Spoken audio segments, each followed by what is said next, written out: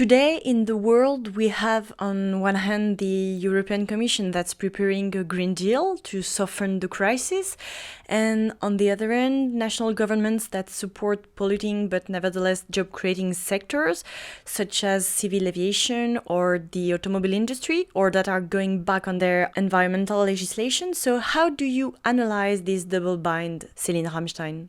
It is a really difficult time. And everyone wants to know what to do. Everyone has many different concerns. But the key issue right now is really the emergency. How do we respond to the health crisis? Then how do we respond to the social crisis? And in this whole questioning, it is often that we see that environmental consideration, climate considerations don't come first. However, what we're trying to do and to discuss with governments, with civil society, is to see, are there policies that respond to all of these dimensions? Are there policies that both help the health crisis and future pandemics and make society stronger and create jobs and are also good for the environment?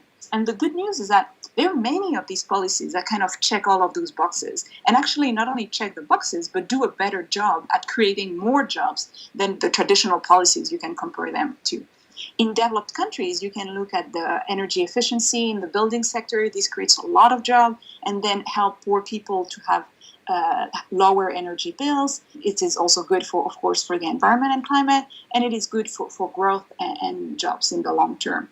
Another example is the renewable energy sector. We have more and more reports right now that show how much jobs, direct and indirect, are created when you do solar panels or when you develop the wind industry, etc. And we were able to show pretty clearly that overall, it's much better to do these choices now than to go back, so to say, in traditional sectors. In the context of this economic crisis, we might imagine that it's easier to achieve a green recovery in developing countries than in OECD countries. What is precisely happening in developing countries right now? Well, I don't know if it's easier to do it in developing countries. In developing countries, what we need to look at really clearly is the financing issue. So when you hear about the green recovery being financed in Europe, poor countries don't have these deep pockets of money that they can mobilize or that they can borrow to finance their recovery. So we are working as a Wereldbank to help them do that, right? To help to bring these financing that will help them to respond directly to the emergency crisis that they're facing, health consequences, social consequences, etc. So in developing countries, the question is very much how can we build development pathways that are compatible with sustainability and climate objectives?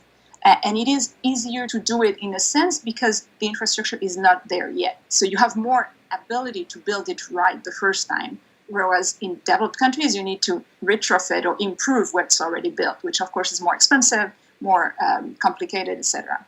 What is very important to keep in mind, though, is that with the Paris Agreement, what is very clear is that all countries need to do it because emissions are so high. It's not like developed countries can say, oh, well, just invest in developing countries and help them get there. No, it's really all the countries need to engage into long-term development pathways. Then you can ask questions of like how much each country does it, who finances it. There are many questions. But what's very clear is that they all need to do it.